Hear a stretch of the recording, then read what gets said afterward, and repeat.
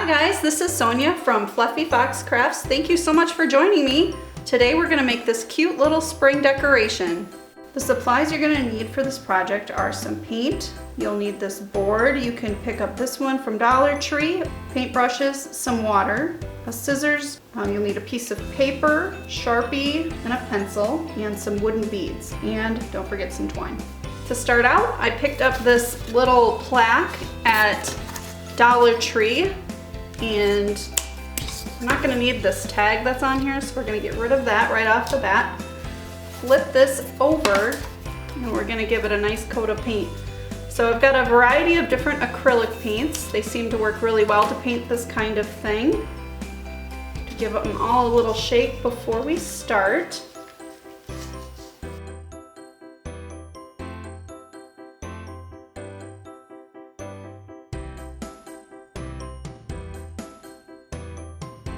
We're gonna start out and just do a base coat of white with your biggest brush. This is my biggest brush, but if you have a larger one, certainly go ahead and use it.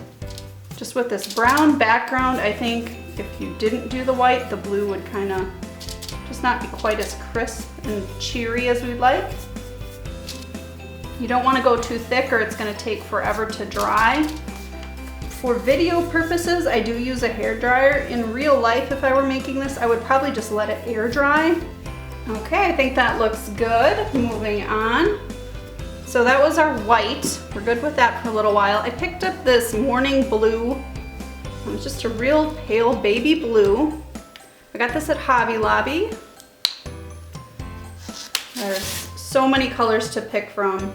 Choose one you like. This blue was just so sunshiny and remind me of a spring day, so I went with that. And again, we're gonna just rinse our brush. Always rinse your brushes between paint colors, otherwise you end up with this muddy mess on your paint and it just looks so much nicer when you take the second to do that step. You might notice my super fancy paint palette here. So rather than have a stack of paper plates that I go through, what I like to do is I have an older, I guess it's a dessert plate. Just throw some tin foil on that baby and I'm good to go. It cleans up really easily. We're just gonna make our brush strokes here.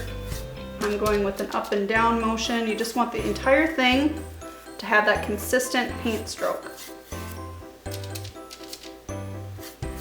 Depending on the look you wanted to go for, you could do a second coat or you could just leave it with this first coat. I think I'm gonna go with the first coat, kind of a farmhouse feel to it that way, I think.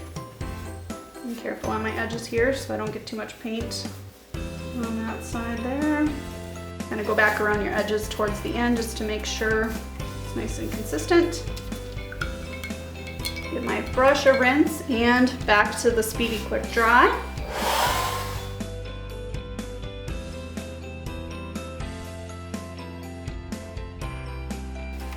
Okay, I see I kind of missed a spot over here.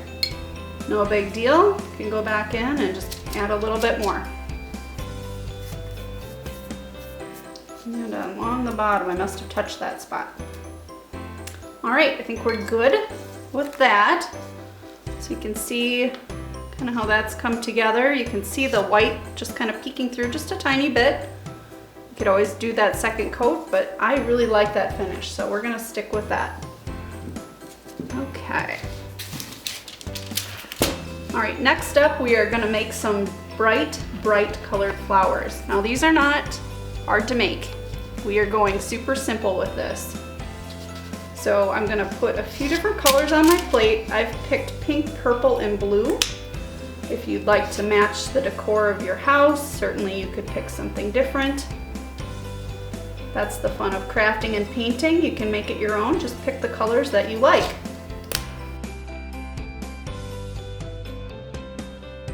All right, so that first step I used this bigger brush. For this next step, I'm gonna move to more of a medium brush. Well, maybe it's more of a small brush, I guess. It's not teensy, but it's not, I wouldn't say it's medium. It's maybe, I don't know, 1/4 inch or so. So we're just gonna make 3 large flowers and then we'll fill it in with some smaller ones. Move this so I don't end up with it on my sleeve. So to do this flower, again, super simple. Just kind of start making little swirlies. Think back to when you were like a little kid and you were first learning how to draw things. I promise you it'll look cute at the end. It looks a little crazy right now, but it'll work out. Just kind of laying down a thicker layer of paint. Kind of little circles. All right, let's move to the purple next. We're gonna have one blue, one pink kind of here, and then I'm gonna put a purple flower up here in the other corner. Again, just kind of abstract, nothing too precise at all going on with this floral arrangement. Just make it fun and get a little spring in our day here.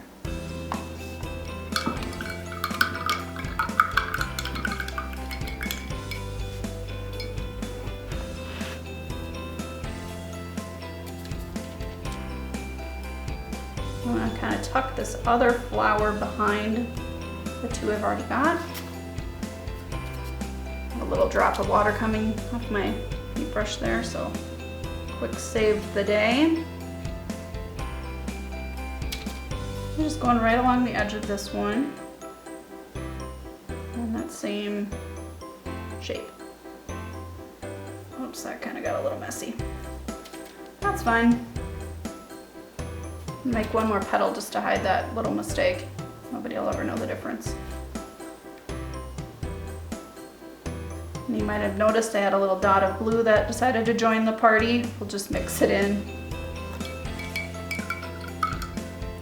Okay, now that we've got our big flowers done, I'm gonna go ahead and just add some small flowers in to fill it out a little bit.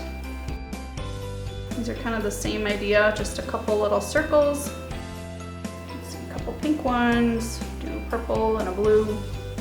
You can tell I am not professionally trained whatsoever. Just love to paint. Just brings out a little different side of me. I do a lot of analytical work during the day, staring at numbers, so it's kind of nice to be able to mix it up and grab a paintbrush and create something. You can see I'm kind of using like the pointy edge of the brush to kind of draw in that edge a little bit. And last but not least,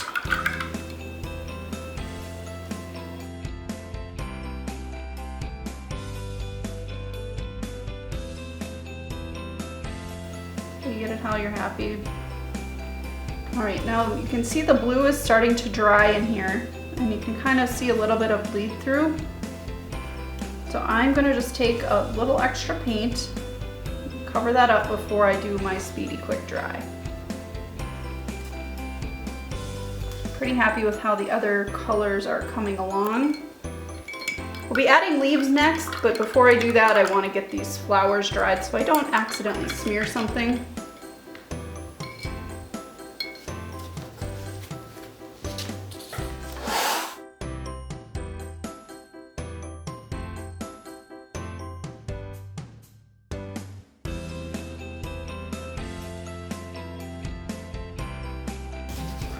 Happy with that level of dry. Okay, we have leaves to do, and we also are gonna do kind of a highlight in the insides of the flower. I'll just turn this to the side so I can reach a little better. I'm giving my green paint a little shake.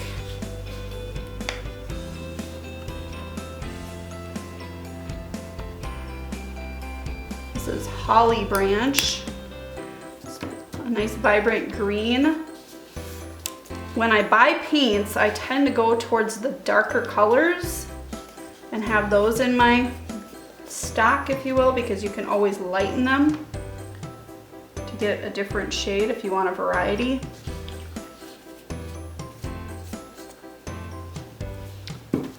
All right, so for the leaves, I'm just gonna take a tiny bit of white, kind of off to the side, mix a little highlight color, my green. My brush kind of loaded up here. So you can see there's a decent amount of paint on there, nothing crazy. We're just gonna start drawing in some leaves. Pretty basic.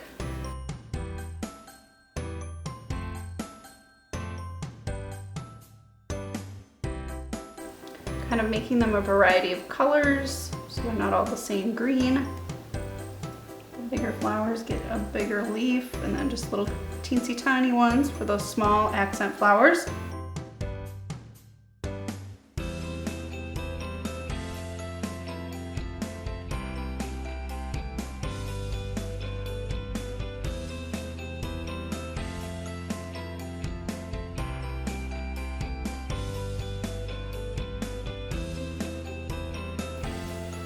We've got kind of our basic leaf structure down.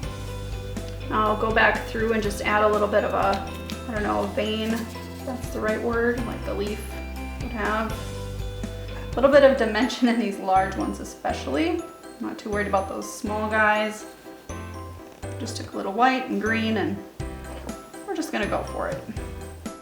I think I'm happy with that step. Now last stage of our flowers. Put a little bit of detail into those. We're gonna take white and mix in with each of the colors and then just kind of draw little lines. Just wanna make sure and get all that green off my brush. So let's start with our pink. A little scoop of white and mix it together just to make a lighter shade of pink. And get that. Good.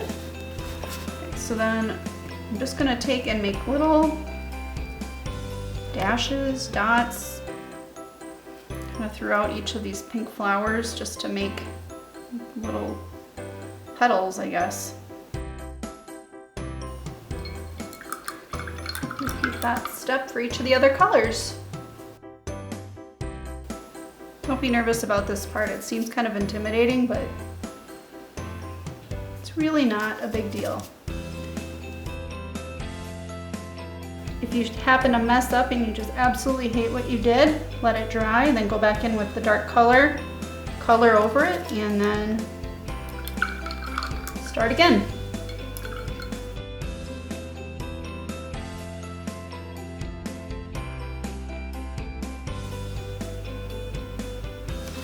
All right, that's that step.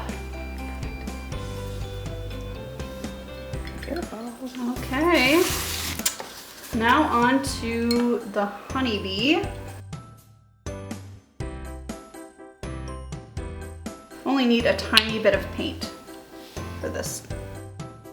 So I've got a really bright yellow, this one's called Hay, and then of course we'll need some black.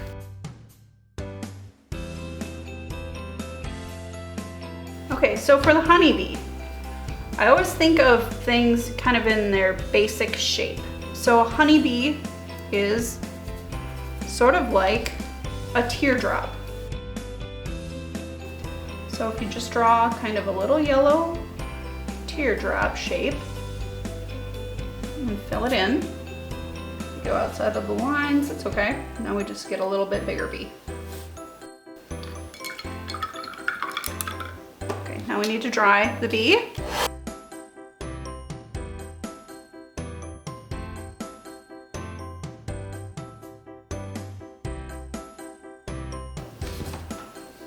This bee is looking a little see-through, so I'm going to throw a second coat of yellow on.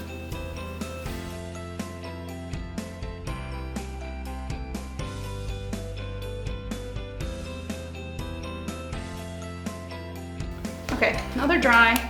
Just a moment. Okay, so this next step is a little bit of a cheat, if you will. So rather than trying so hard to get these perfect little antennas and these perfect little wings, let's just use a Sharpie. It works so much easier. The little antennas on them. And then for the wings, I kind of think of those as sort of like a heart, just without the bottom part.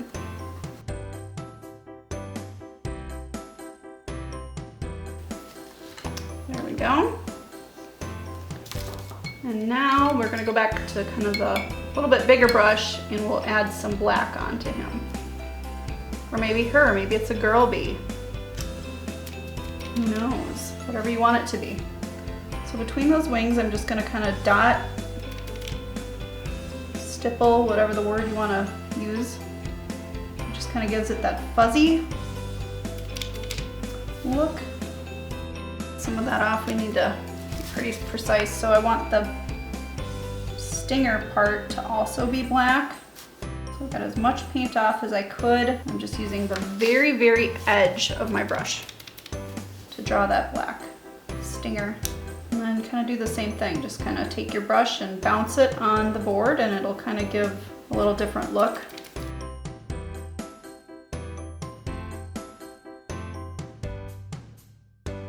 Okay, and then last, I'm gonna put just a smidgen of white on his inside of the wings here. And I am not worried about it being completely white. If you can see a little bit of the blue through there, that's just fine.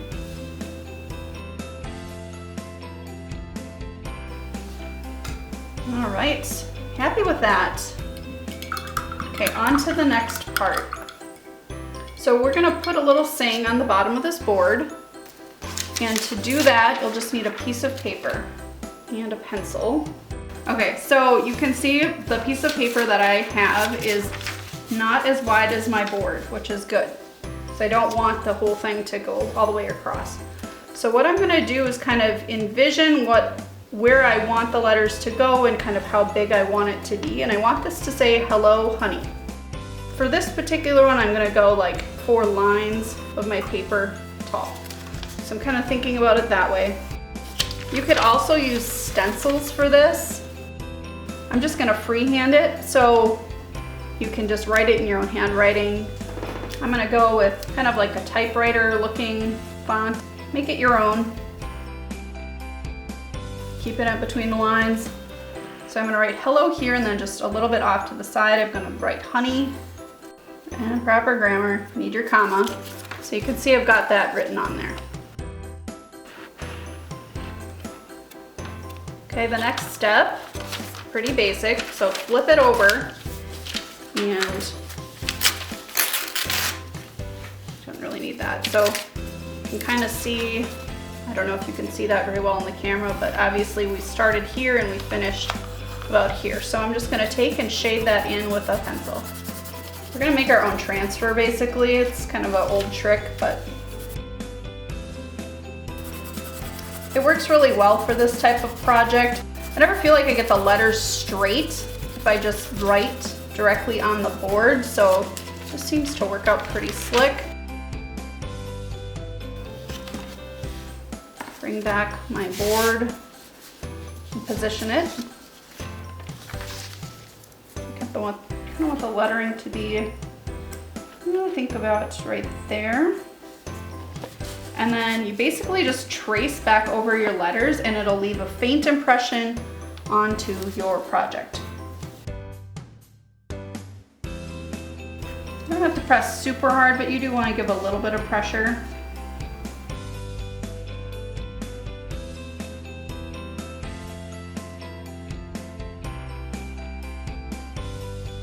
Okay, that's all done. I don't know that you'll be able to see it, but it is just faintly there. So I can see it well enough that now I will be able to trace this. Now you have a few options. You could use a paintbrush and paint that on, or I'm gonna go back in with my Sharpie here and just write it on there nice and neat. You can see how that's just giving a nice neat look. It's not messy. Certainly a lot faster than trying to paint it. There we go. Just a cute little sign. Now for the finishing touch. Grab some twine. We need to be able to hang this up.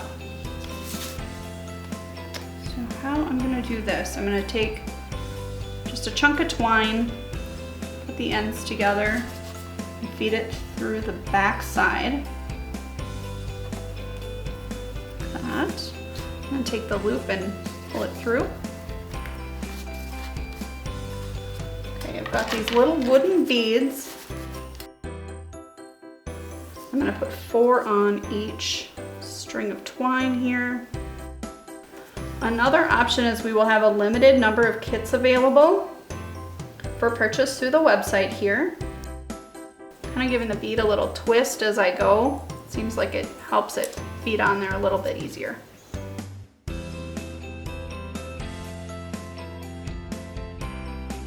can see the ends kind of getting frayed. You can totally snip that off and feed it on a little bit easier probably, but it's working, it's doing its job.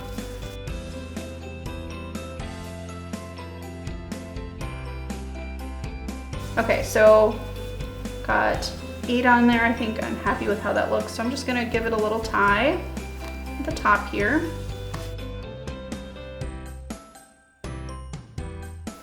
Nice and tight. Get rid of these loose extra ends.